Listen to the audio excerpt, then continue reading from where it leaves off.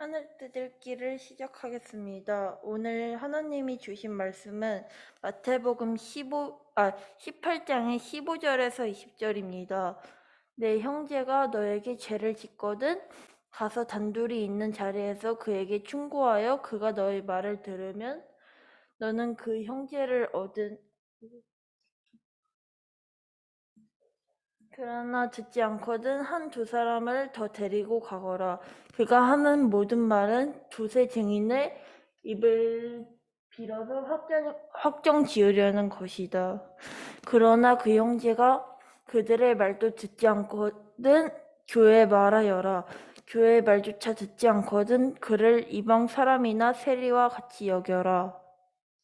내가 진정으로 너희에게 말한다. 무엇이든지 너희가 땅에서 매는 것은 하늘에서도 맬 것이요 땅에서 푸는 것은 하늘에서도 풀릴 것이다. 내가 진정으로 거듭 너희에게 말한다.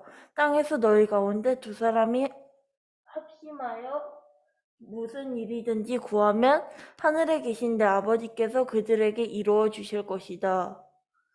두세 사람이 내 이름으로 모여있는 자리 거기에 내가 그들 가운데 있다. 아멘.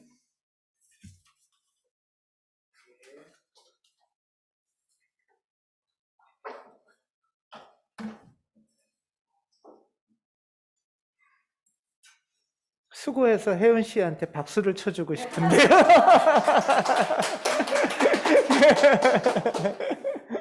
고맙습니다.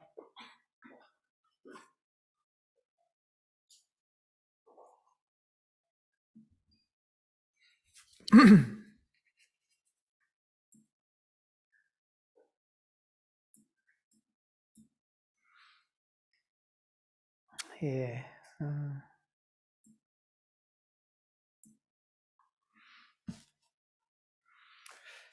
지난 주일 하늘 뜻펴기 제목이 혹시 기억이 나시나요? 아니면 주제? 예, 자비를 베푸소서였죠. 예. 지난주에 온라인상으로 예배를 드리신 분들은 예배 직전까지 영상이 나왔다가 예배 때부터 잘 못 들으셨다고. 예. 그래서 다시 한번 기억을 환기하기도 하고 또 우리 이 대림절에게 저희에게 주시는 주제는 자비에 관한 겁니다. 그래서 자비를 우리가 같이 다시 한번 기억하고 싶습니다. 지난주에 우리가 주님 우리를 불쌍히 여기소서, 이게 대림 첫째 주일에 본문에는 바디메오의 기도였죠. 주님 우리를 불쌍히 여기소서, 불쌍히 여기소서 또는 자비를 베푸소서, 이건 같은 말이라고 했어요. 이거에 대해서 우리 다시 한번 기억하고 오늘 묵상하는 그런 주일이 됐으면 좋겠어요. 자비를 베푸소서 또는 불쌍히 여기소서 우리가 이게 기도하잖아요. 주님 우리에게 자비를 베풀어 주십시오 할 때 이상하게 생긴 글자가 있어요. 이거 이제 그리스어입니다. 성경에는 이걸로 되어 있어요. 이거를 어떻게 읽냐면 엘레오라고 읽습니다. 엘레오라고 읽고 요 엘레오가 똑같은 말이에요. 자비를 베푸소서 성경에서 또는 불쌍히 여기소서라고 번역이 되는 겁니다. 이것이 이제 라틴어로 바뀌면서 혹시 이걸 들어보셨나 모르겠어요. 끼리에 엘레이션. 네. 이 엘레이션이 엘레오에서 나온 말이에요. 네. 끼리에 엘레이션 하면 주여, 끼리에가 주님, 큐리오스, 엘레이션, 불쌍히 여기소서. 크리스테 엘레이션 하면 그리스도여, 불쌍히 여기소서. 그래서 이 오래된 교회 성가에 보면은 끼리에 엘레이션, 크리스테 엘레이션이라는 노래가, 미사나 찬송 노래가 참 많이 있습니다. 예. 요 엘레이션, 요것을 영어로 하면 컴패션이라고 한다고 했어요. 이 자비를 베푸소서 불쌍히 여기소서를 가장 잘 설명해 주는 용어가 영어로는 컴패션이에요. 컴패션. 그냥 뭔가 힘들어 보이는 사람한테 아이고 좀 안 됐다 이런 정도의 차원이 아닌 거예요. 컴패션이. 자, 여러분 한번 우리 이거는 되게 중요한 성경의 뜻을 갖고 있어서 기억을 해보겠어요. 컴 하면 뜻이 뭐죠? 컴. 함께. 예. 패션 하면 고통이나 열정. 예. 자, 패션 하면 패션 오브 크라이스트 설명했었죠. 그리스도의 고통, 고난 할 때의 패션이기도 하고 또는 옛날 팝송이나 보면 패션 많이 나와요. 열정 뭐 이런 옛날에는 금요일 밤이 아니라 토요일 밤이었나 봐요. 세러데이 나잇 패션 뭐 이런 게 많이 있습니다. 예.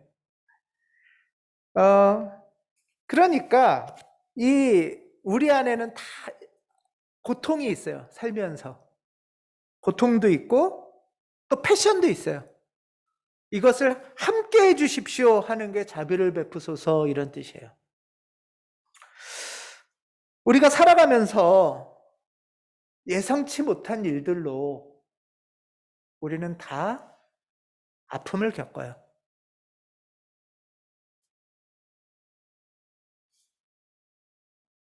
그 아픔이 가슴 깊이 새겨질 때도 있고 어떤 친했던 사람과의 관계가 어그러지면서 오는 슬픔이 있기도 하고 또 내가 계획했던 것들이 잘 안 돼서 또는 잘 안 될까 봐 두렵기도 하고 무섭기도 한 그런 게 인생의 고통이죠. 내가 그렇게 믿고 기대했던 우리 아이가 나한테 그런 슬픔을 줄 때도 있어요.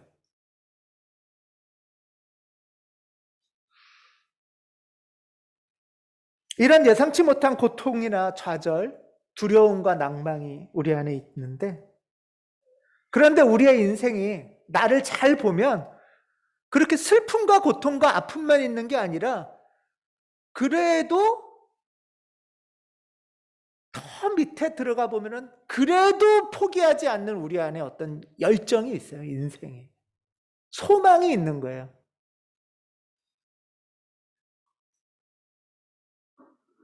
이런 저의 고통과 열정을 주님 만나 주십시오. 함께 해 주십시오.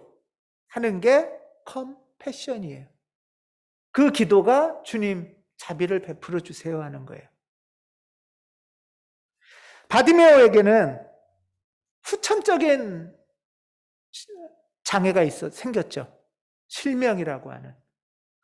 여러분 잘 보던 사람이 사고가 났든 병이 났든 안 보이게 됐을 때 얼마나 많은 인생의 고통과 좌절이 있었겠어요. 슬픔이 있고 낭망이 있었겠어요. 근데 바디메오는 그냥 고통과 좌절로 그냥 포기하고 자살하거나 자살에 거의 비슷한 인생을 그냥 다 포기하고 산 게 아니었어요. 그 엄청난 고통이나 좌절에도 불구하고 바디메오에게는 꺼지지 않는 그 내면에 불꽃이 있었어요. 그래서 예수님이 지나갈 때 주님 저를 좀 돌아봐 주시고 저를 불쌍히 여겨달라고 호소한 거죠. 시끄러 이놈아. 할수록 더 큰 소리로 호소하는 거예요. 외치는 거예요. 그렇게 해서 예수님이 부르잖아요. 그래 와봐라. 내가 너를 위해서 뭐를 해줄까? 너 바라는 게 뭐야?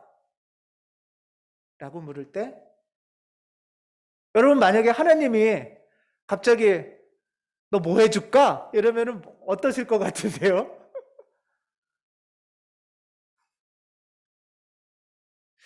여러 가지 생각할 게 많죠? 바디메오는 이미 자기가 정말 포기할 수 없는 인생의 소망을 단단하게 붙들고 있었어요. 그러니까 그렇게 주변에서 우겨쌈을 당해도 하나님한테 당당하게 호소하고 뭘 원하니? 라고 말할 때 분명하게 다시 보게 해주세요, 주님. 그 인물 속에는 정말로 인생의 고통과 더불어 꺼지지 않는 하나님이 주시는 생의 열망, 불꽃이 있었어요. 주님, 저한테 이런 패션이 있어요. 이걸 주님 만나주세요. 하는 게 컴패션이에요. 우리도 살아가면서 하루하루 이런 경험들을 할 겁니다.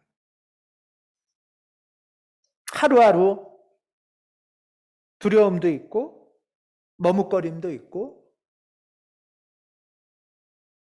그냥 포기해버릴까? 하고 싶을 때도 있고 낙담할 때도 있는데, 그래서 우리는 사실은 하루하루에 그건 일종의 파도라고 얘기를 하죠. 파도처럼 매일 출렁출렁대요. 여러분, 우리 지난 일주일 한번 돌아보세요. 평온한 빙판 같았나요? 단단한? 아니죠. 여러 일들로 이렇게 출렁출렁 되는 거예요. 고맙기도 하고 힘들기도 하고. 그런데 이 파도 밑에, 이 파도 치는 표면 밑에는 바다의 거대한 해류가 흐릅니다. 그런 출렁출렁거리는 걸로 해류가 멈추지 않아요. 정말 이 태평양, 대서양하는 거대한 흐름이 바다를 끌고 가죠. 움직이게 하죠. 우리도 하루하루 이런 파도 치면서 살아가는 것 같지만 사실 우리가 하루하루 살아가는 이유, 그 힘, 그 근원은 우리 내면 속에 있는 그 삶의 소망이에요. 그런 어떤 기대가 있는 거예요, 우리 안에. 열망이 있는 거예요. 그게 우리 삶의 에너지입니다. 그렇지 않아요, 여러분? 때로는 지쳐서 번아웃 돼서 낭망해서 아무것도 없을 것 같다 라고 하지만 잘 보면 내 안에 포기할 수 없는 하나님이 주신 생명의 에너지가 있어요.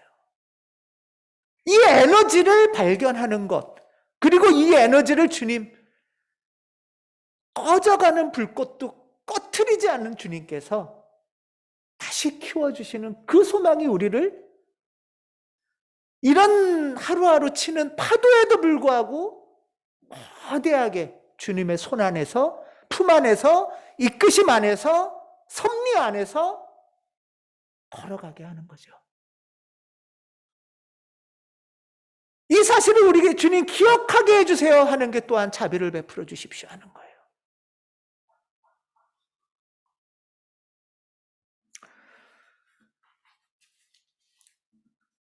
나를 정말 신명나게 하는 에너지는 뭘까? 다시 저 사람하고 사랑하고 싶은 마음은 뭘까?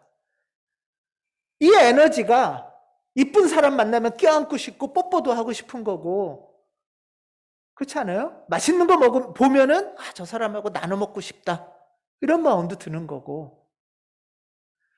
근데 조금 전까지는 막 싸웠어. 어우씨, 꼴도 보기 싫어. 그런 출렁출렁함이 있죠. 그렇지만 그 밑에 있는 그 하나님이 주시는 그 사랑의 에너지가 우리 안에 있잖아요. 이것이 우리를 살리는 힘이라는 거잖아요.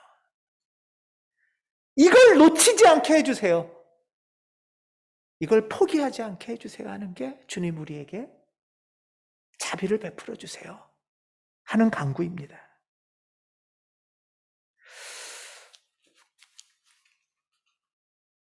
저는 지난주에 우리 교회가 서로의 진심이 연결되는 자비의 공동체였으면 좋겠다, 이런 이야기를 나눴어요.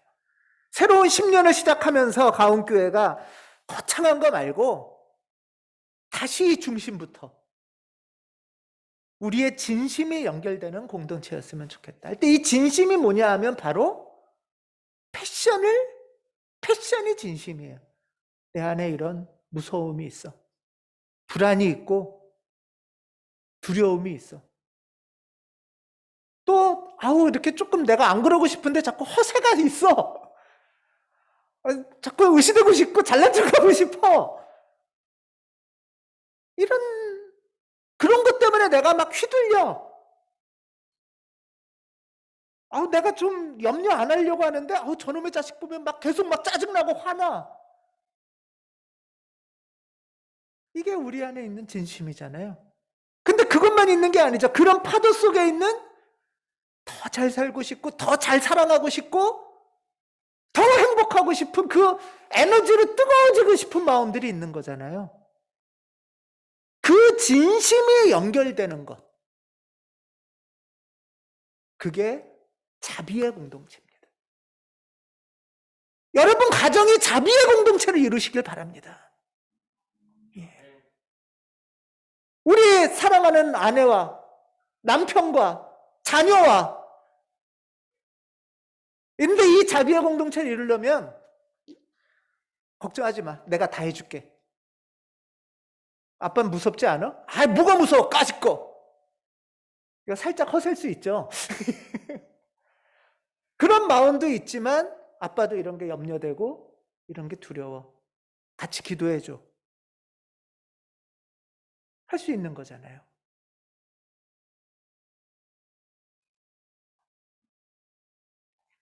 서로의 진심이 연결될 때 우리는 패션이 하나 되는 컴패션의 관계를 이룰 수 있습니다.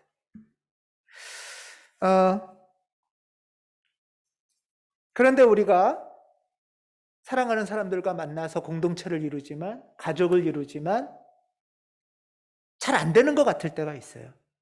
갈등이 일어나는 것 같을 때가 있어요. 오늘 말씀은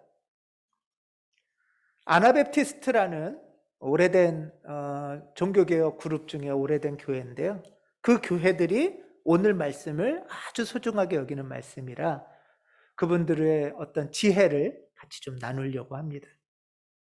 다시 말하면 이분들은 진심의 연결을 하는 것이 신앙의 핵심이고 공동체의 핵심이라고 믿는 거예요. 그래서 500년 전에 종교개혁했을 때 루터파도 있고 칼빈파도 있는데 또 이 아나바티스트파라는 그룹들이 있어요.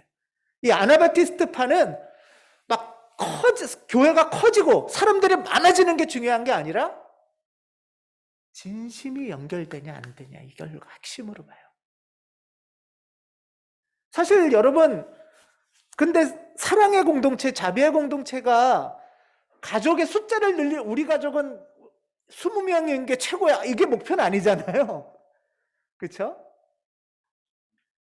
비슷합니다. 교회도.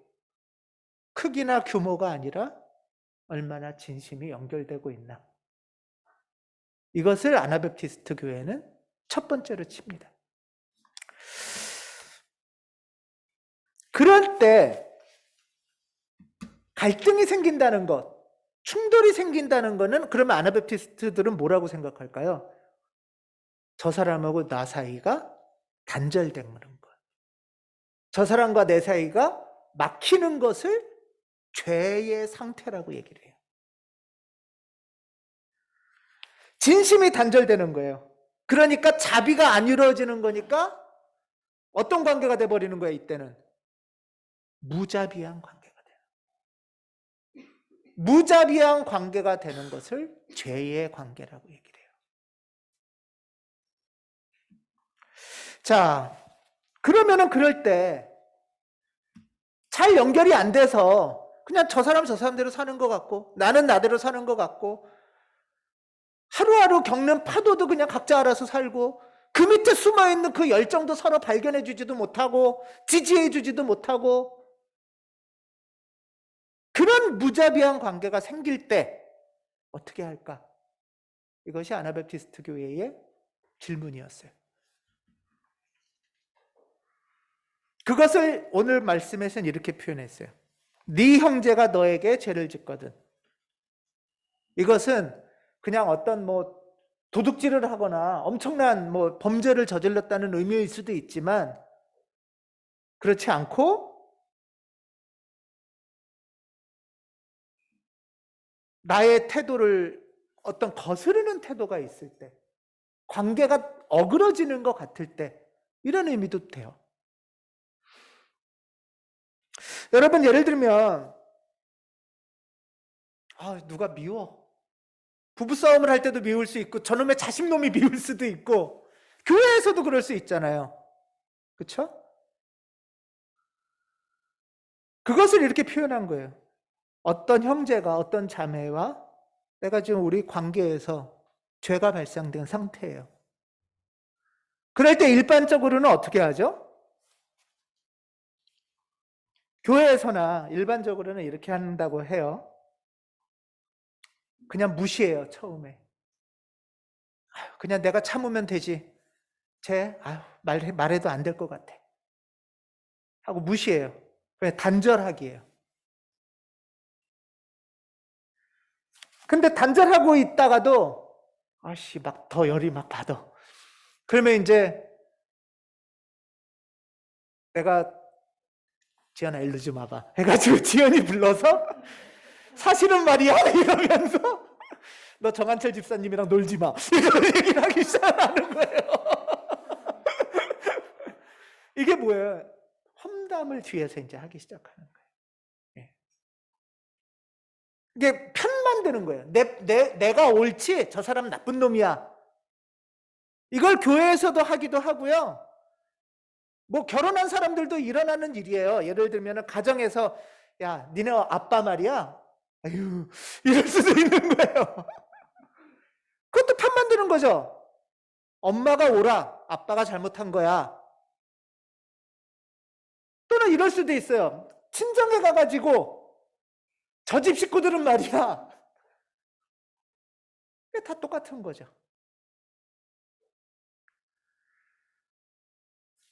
이렇게 하다가 보면 어떤 결과가 나오냐? 참고 무시하고 단절하다가 그냥 알았어. 넌 너대로 살고 난 나대로 살고 무자비한 상태를 그냥 유지하거나 아니면 갑자기 도저히 못 참겠어 화가 막 터지거나 이게 일반적인 상황이라는 거예요. 그럴 때 너희는 어떻게 하겠냐? 여러분은 어떻게 하겠습니까?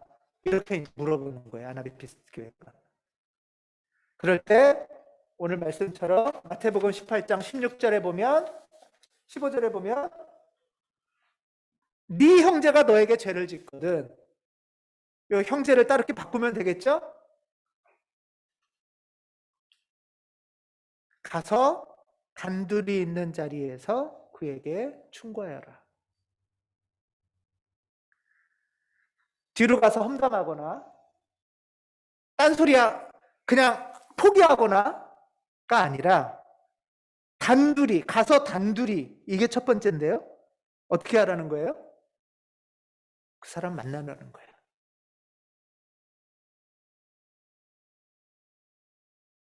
그 사람을 만나라는 거예요. 큰 소리로 여럿이 있는 데서 큰 소리로 떠벌려서 야, 저 사람 이상한 사람이야 하거나 뒷담화하는 게 아니라 단둘이 1대1로 만나라고 얘기합니다. 여러분들은 보통 어떻게 하세요? 어떤 어려움이 있을 때?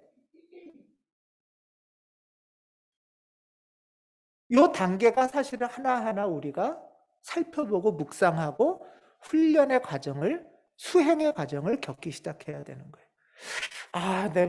만나려면은 막 또 이상한 소리 할지도 모르고 막 무섭기도 하고 내 진심을 얘기해야 되니까 내가 원래 그러려고 한 게 아닌데 하면서 뭔가 좀 쪽팔리기도 하고 그냥 포기 이러기가 쉬운 거예요. 가서 단둘이 이것은 기도와 용기가 필요합니다. 물론 단둘이 가서 어떻게 해야 될지 기도가 부족하고 용기가 부족할 때 도움을 청할 수는 있지만 중요한 거는 당사자 간의 관계를 위해서 어떻게 애쓸 거냐라는 거예요.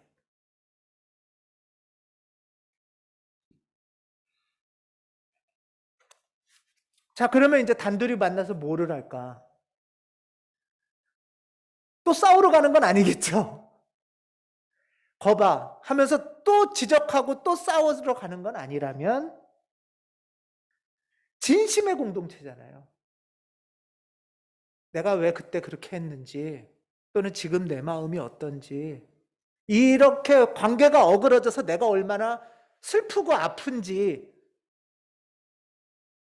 슬프고 아프지만 그래도 여전히 나는 당신하고 사랑하고 싶은 열망이 더 많이 있다는 거를 정직하게, 용기 있게, 부드럽게 내 진심을 전하는 거예요. 그러려고 가는 거예요. 그리고 이 사람 속에도 그런 진심이 있을 거 아니에요. 그 진심이 잘 드러나서 그 진심이 뭔지를 내가 들으러 가는 거죠.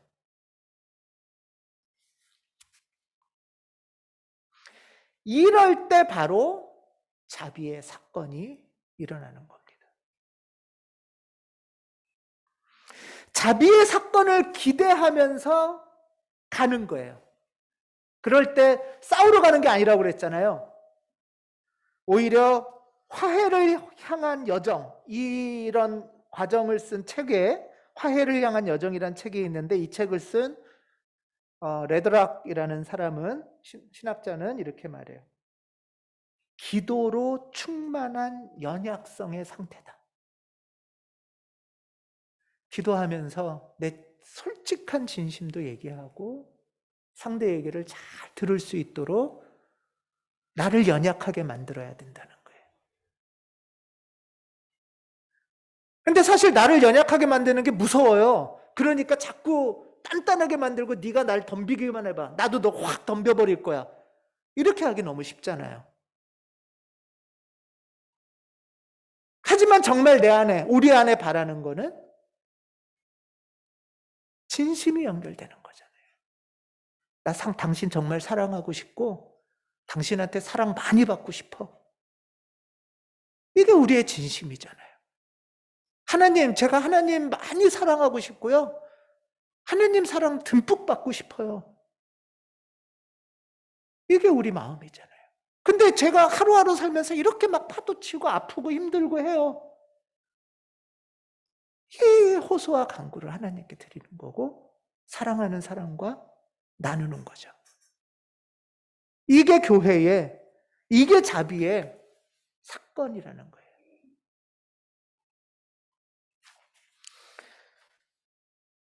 그런데 그렇게 해서 잘 되면 좋은데, 나는 막 그렇게 애를 썼는데, 여러분 그렇게 경험해 보신 분 있으시죠? 예. 근데 잘 될 때도 있고 잘 안 될 때도 있어요. 예. 여기도 성경에도 바로 나와요. 성경은 그렇게 낙관적이지 않아요. 호락호락하지 않아요. 한 번만 하면 다 된다? 그렇지 않아요. 그러나 듣지 않거든. 했는데 애썼는데 잘 안 될 수 있다는 거예요. 잘 안 될 수 있으면 우리는 어떻게 해요? 쉽게 포기할 수 있죠. 그래, 내가 저 새끼 저럴 줄 알았어. 뭐라든가.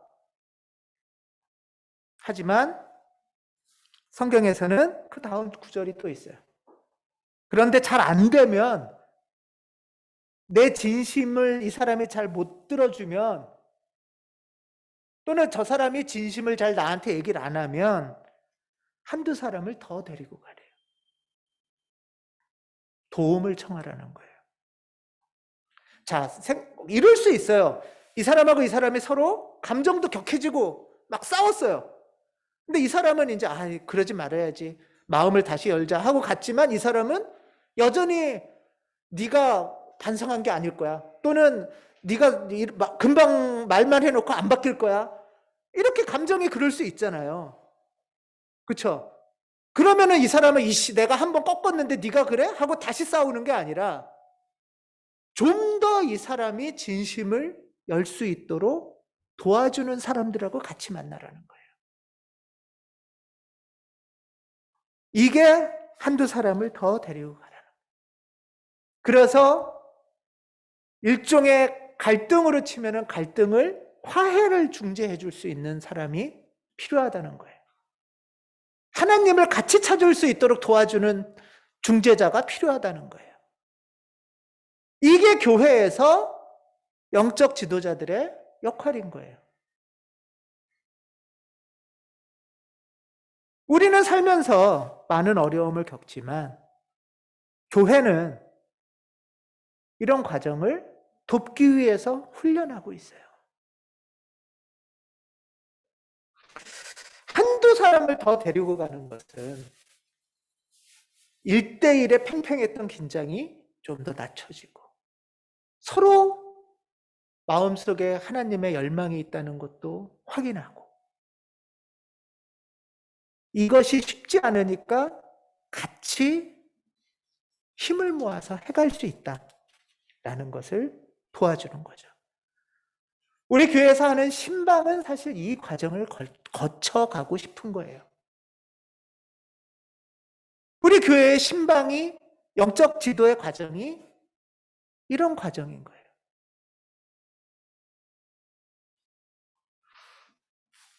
세 번째로 그렇게 해도 또 안 될 때가 있대요. 그러면 교회에 말하랍니다. 교회에 말한다는 거는 여기서는 드디어 때가 됐어. 너는 이제 두들겨 맞아야 돼. 이렇게 처벌하는 게 아니고요. 사실 이 본문이 나온 마태복음서에는 교회라는 용어가 2번 나와요. 에클레시아, 교회라는 용어가 마태복음에는 통틀어서 2번 나오는데 하나는 베드로 얘기를 할 때 반석 위에 교회가 세워져 있다. 그리고 또 하나는 오늘 이 말씀 속에 있어요. 이때의 교회는 당시의 로마 재판장이나 원로원이 아닌 다른 교회를 마태복음서는 꿈꾸고 있다는 뜻이에요. 자비 사건이 일어나는 곳이 교회라는 것을 말하고 싶은 거예요.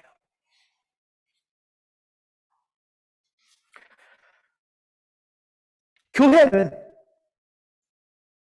한 사람 한 사람의 진심을 발견하고 연결하도록 공식적으로도 도와주고 그것을 위해서 어떻게 훈련할지 가르치고 같이 기도하는 곳. 이것이 교회의 사역이다. 라는 것을 강조하고 있습니다.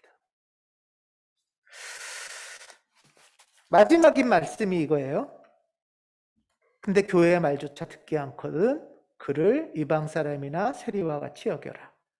우리는 이거를 전통적으로 에이 이놈들이 이제 포기 지옥이나 가라 뭐 이렇게 생각할 수 있잖아요.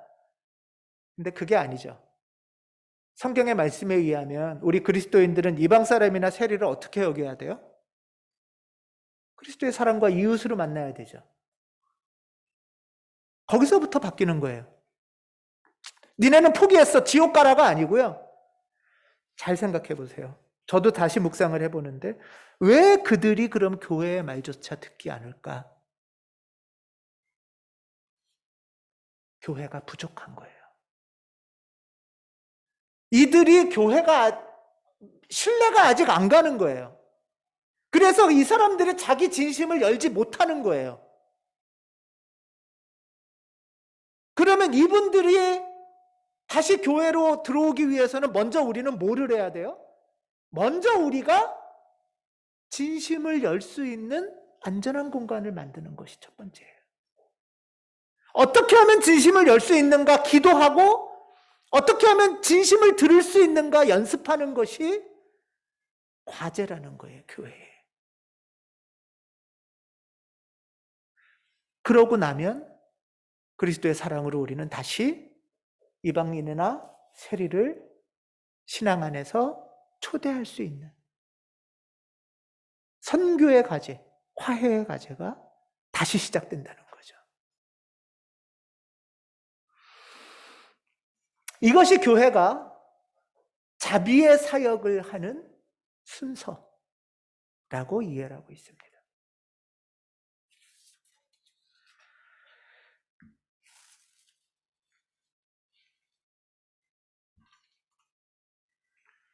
그래서 이웃사람과 이방인 세리를 초청하기 위해서 교회가 먼저 해야 될 일은 안전한 공동체를 만들도록 연습하는 거예요.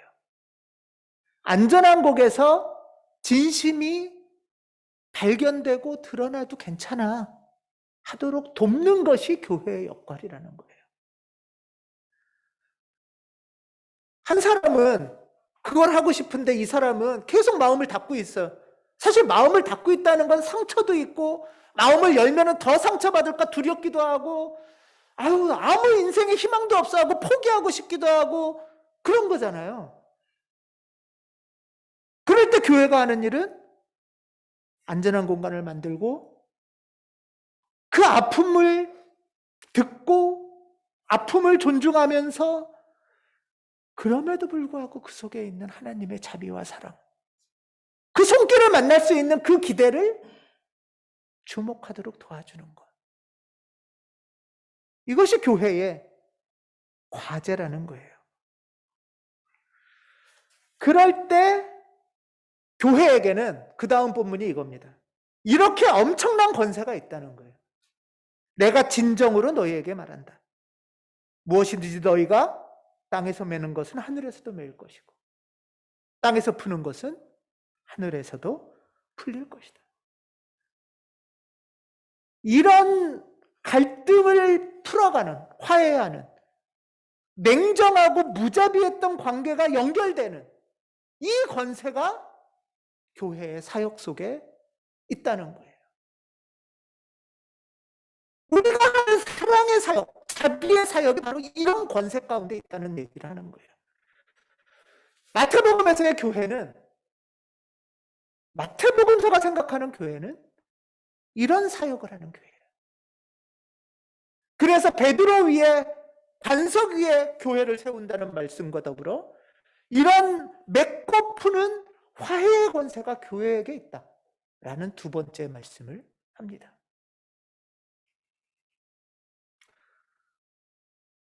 그리고 마지막으로 하는 말씀이 이거예요. 내가 진정으로 거듭 너희에게 말한다. 땅에서 너희 가운데 두 사람이 합심하여 무슨 일이든지 구하면 하늘에 계신 내 아버지께서 그들에게 이루어 주실 것이다. 주님께서 진정으로 거듭해서 말씀하시는 것이 뭐예요? 두 사람이 뭘 하라고요? 합심하라는 거예요. 진심을 연결하라는 거예요. 두 사람이 정말 사랑하는 두 사람이 합심해서 진심을 연결하면 무엇이든 하나님의 뜻 안에서 이루어질 수 있다는 거예요. 자비의 사건이 일어난다는 거예요. 아픔이 치료되고 생의 열망이 꽃을 피울 수 있다는 거예요. 그래서 두세 사람이 내 이름으로 모여 있는 자리, 거기에 내가 그들 가운데 있다. 앞에 다 빼놓고 두세 사람이 모여 있으면 그냥 거의 예배드리고 기도하면 있다가 아니고, 이 말씀은 이 자비의 사건을 거쳐서 나오는 결론이에요. 이게 아나바프티스트 교회의 공동체 믿음이에요. 여러분 가정이 이렇게 되기를 원하지 않으십니까? 내 사랑하는 사람이, 또 우리 교회가 진심이 연결돼서 합심해서 맺힌 것을 풀 수 있는 그 권세를 누리는 그런 교회가, 저는 우리 가온교회가 됐으면 좋겠습니다. 가온 할 때 가온이 내가 거기에, 내가 너희들 가운데, 너희 두 합심하는 사람의 가운데, 진심으로 연결되는 사람 가운데 내가 있겠다. 여러분 가온교회는 그냥 간판이 아니고, 여러분이 그런 일을 일으키시는 그 사건 가운데 가온교회가 이루어질 겁니다.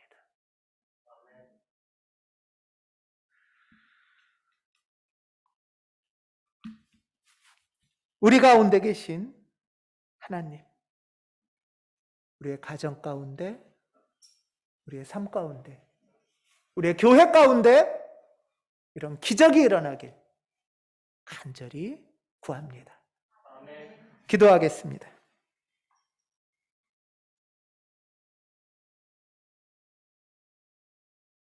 합심하고 있는 우리 가운데 계신 하나님, 진심을 연결하는 가운데 하늘의 권세를 주신 하나님, 우리가 마음을 합하기를 간절히 원합니다. 우리의 간구를 들으시고 맺힌 것을 푸시고 아픔을 치료하시고 새 소망을 선물해 주시옵소서. 우리에게 자비를 베푸셔서 우리 가온교회가 서로의 진심을 드러내도 괜찮은 안전하고 거룩하고 자비로운 주님의 교회가 되도록 이끌어 주시옵소서. 우리 주 예수 그리스도 이름으로 기도합니다. 아멘.